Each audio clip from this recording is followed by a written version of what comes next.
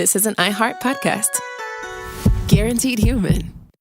With no fees or minimums on checking accounts, it's no wonder that Capital One Bank Guy is so passionate about banking with Capital One. If he were here, he wouldn't just tell you about no fees or minimums. He'd also tell you about how Capital One cafes are open 7 days a week to assist with your banking needs. Yep, even on weekends. It's pretty much all he talks about, in a good way. What's in your wallet? Terms apply. See CapitalOne.com/bankguy. Capital One N.A., member FDIC. Hey, and welcome to The Short Stuff. I'm Josh, and there's Chuck, and this is Short Stuff, and we're talking about firewalking, which is interesting because you can explain how it works, and I love those. I was convinced we had done this, but we have not. No, we haven't. I just felt, I don't know, I thought it fell into our circus arts or It does seem something. like a 2010, 2011 circa Stuff You Should Know episode, like a full episode, doesn't it? Yeah, but it's not a circus arts thing at all. No. You know, I don't think it.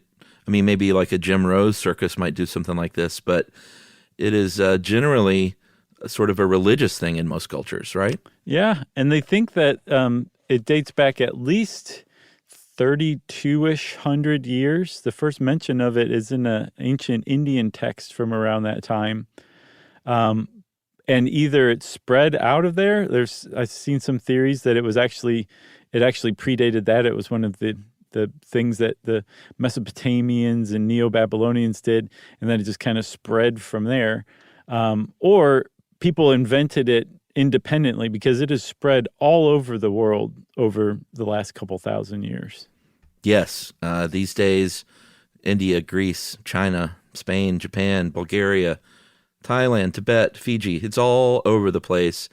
And it's almost always a religious thing, like you're paying tribute to somebody who has passed, or you are commemorating what you see as a miracle in your area.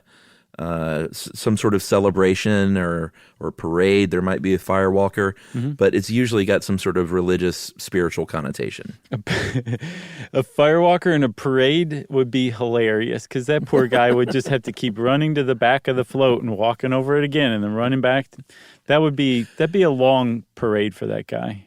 Oh, I was thinking more along the lines of the entire parade has to walk. There's one portion that's on fire. Yeah, all the spectators have to go down this way. Come over here. And we said on fire, spoiler alert, there's never flames. It's coals. Right. And we can thank our friends at the University of London Council for Psychical Research back in the 1930s for figuring that out. And they did that, Chuck, by conducting 2 different experiments on firewalking in which they also participated too. Yeah, they're not mean. But what they did was, in both of these experiments, in 35 and 37, they got a couple of British scientists and then, someone from a native culture like in India or someplace. And they basically, the whole point of the study was like, see, white British man did it too. It's not religious or special. Right. Well, they were skeptical societies, I think, is what they were doing. Yeah, and I'm sure they didn't rub it in like that. But, you know 800-degree fire pit. And in those 2 separate years, they basically, I think they use oak, and the whole point of it was to kind of just debunk you have to be, I don't know about possessed, maybe that's too strong of a word, but guided by a spirit to do so. Guided by voices. That's right. So, that was, yeah, that at the very least in the West, those 2 studies put that to rest permanently. And they did it so thoroughly, Chuck, that for about, 40, 50 years, people in the West, I should say in the United States and Great Britain, didn't think much about this whole thing. They just were like, firewalking's been explained, whatever. And then as our friends in the New Age community kind of came along in the 70s and 80s, they adopted firewalking and apparently had never read the 2 studies by the University of London Council for Psychical Research because they started attributing it to a more metaphysical explanation. And that's when interest in debunking it kind of came around again. That's right. And I think this is a good time for a cliffhanger because we have danced around the fire and not revealed the secret to why it has nothing to do with religion or spirituality. It's pure physics, and we'll explain it right after this.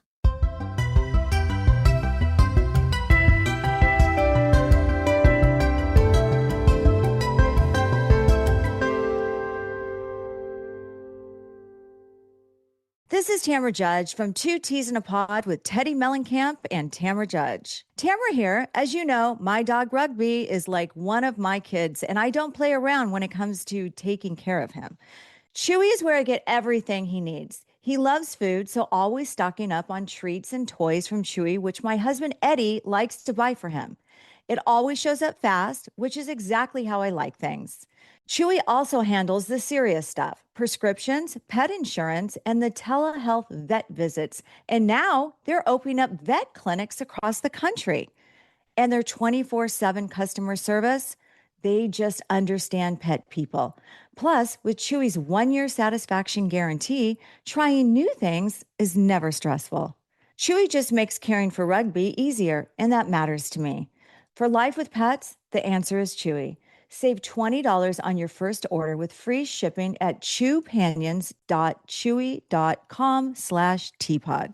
Joy is essential, and it's also elusive. You can't order it, you can't borrow it, or simply hope it into life. But now, there's a new and exciting way to start your journey toward a more joyful existence. Joy 101. It's a new podcast hosted by me, Hoda Kotb. Together, guys, we'll have meaningful conversations with the world's most fascinating people. Entertainment legends, sports icons, wellness experts, and everyday people will share how they find, allow, and experience joy. And I'll offer some of my own tips and takes on seeking a more balanced and harmonious life. If you're craving inspiration, support, and useful tools to maximize your joy, tune into these candid, uplifting, and moving on-air chats. Joy after a breakup, joy as an empty nester, joy after a loss, joy as a caretaker. This new podcast will speak to you. Listen to Joy 101 on the iHeartRadio app, Apple Podcasts, or wherever you get your podcasts.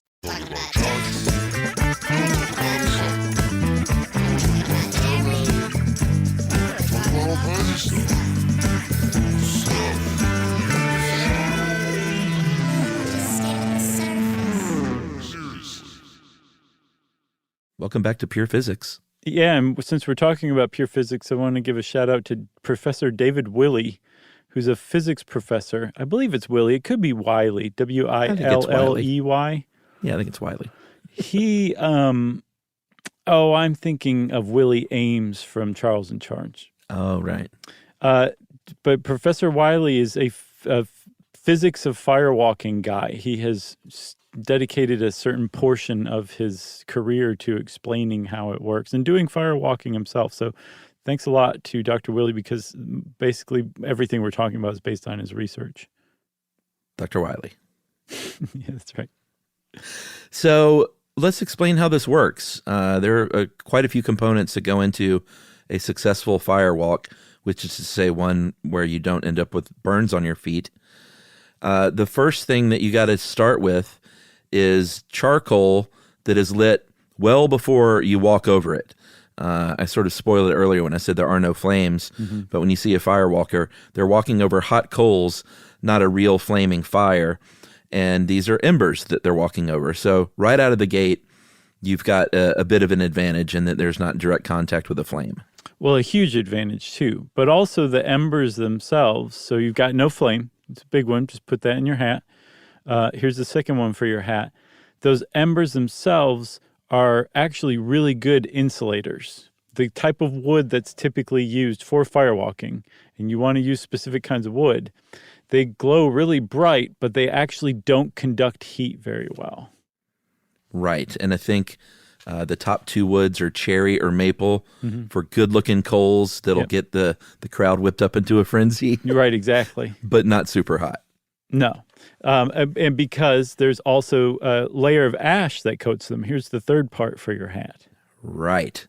I think the investigator would say, you notice they don't do this during the day. Right. Because you'd see that ash all over the place. But at night, that ash sort of goes away to the eyeball, and it makes for a better show. But that ash is going to also provide a buffer and cut down on that heat transfer. Yeah. Yes, exactly. And then the last one, and this one's pretty important too, there's actually a really limited amount of time that your feet is making contact with the hot embers, because they are hot. Like these fires that you're walking over, if you hold the thermometer, it's going to register something like 900 to 1,000 degrees Fahrenheit, 482 to 538 degrees Celsius. So it is hot, but again, it's not conducting that heat very well to your feet, and then your feet aren't touching them very long to begin with. Yeah, there's a reason it's not called fire sitting. Yeah, fire standing around. There may be a thing. Who knows? Watch someone will write in and say, "Oh no, bro, fire sitting's totally a thing." I work for the Jim Rose Sideshow, and I do fire sitting. It's firewalking. You want to walk across it at a brisk pace. They do say don't run. Mm-hmm. And by the way, let's just go ahead and PSA here and say, or COA and say, please don't try this. Thank you for doing that. Kids, don't try and firewalk. Just don't do it. But if you are a firewalker or you see someone doing it, they are walking at a brisk pace, but you don't want to run, because they make the good point that, you could actually dig in when you're running more than if you're just sort of hot-footing it. Right. I guess that's where the word comes from. Yeah, exactly. And you can end up with coals on top of your foot or just digging down too deep. So they say you walk less than a half a second of contact on a 10 to 15 foot fire walk. Yeah. So it's only a few seconds. Yeah. Yeah. So those four things together are basically the physics of firewalking. But even if if you're not well versed in the physics of firewalking and you hold a firewalking event, it can go wrong. And that actually has happened from time to time. Most recently, from what I can tell, was in 2012, where 21 people were treated for burns at a Tony Robbins event, right? He's doing this? At least in 2012. Are you surprised by that? Have you seen Shallow Hal? I haven't seen Shallow Hal. No, you're not missing much. But I don't know. I knew he's a motivational speaker. I did not know he did stuff like this. Yes, dude. Yes, I didn't know. His whole jam is stuff. I thought he just got on a stage and just, made people feel good. Random stuff like this is no. He's very hands-on. Okay. He had a TV show once that we had to cover for some reason back in the day. Do you remember that? It came in my mind today, and all I could think of is, what did we do with Tony Robbins? Did we interview him? We interviewed him.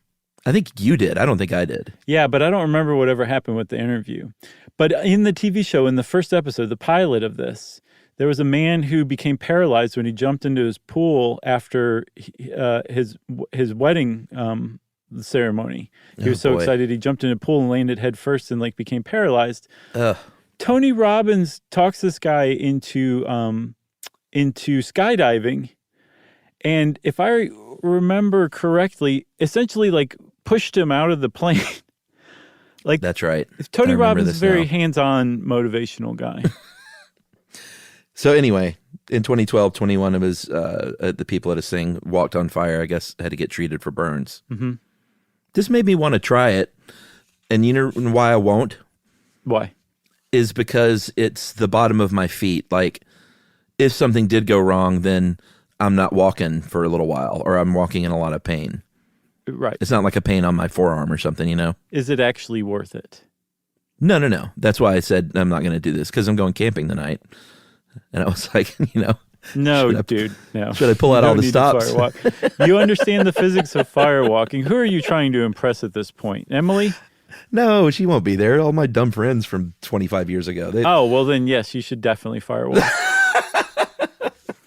No, I'm never going to do it. They're going to be so impressed, dude. You have to. Stop. Just remember to use some cherry, or what was the other one? Maple, I think. You got maple up there? No, it's a bunch of hardwoods. Yeah, you don't want those. They'll burn off too quick or else too hot. You want to use cherry or maple, like you said. And if you don't have it, don't firewalk. My old friend Jason Jenkins jumped through the fire one time in a drunken fit late night on a camping trip. Did he melt like Snegorochka? No, he was fine. He jumped right through it. But I remember thinking, dude, if you would have tripped and landed in that fire, all of a sudden this trip is ruined. Which is another problem with firewalking. If you do trip, you're in trouble. Yeah. Yeah. So So don't firewalk. I was really just joking when I was encouraging you to. No, I know. Okay. Well, I think that's it for short stuff, don't you? It sounds like it's out to me. It is out. Stuff You Should Know is a production of iHeartRadio. For more podcasts from iHeartRadio, visit the iHeartRadio app, Apple Podcasts, or wherever you listen to your favorite shows.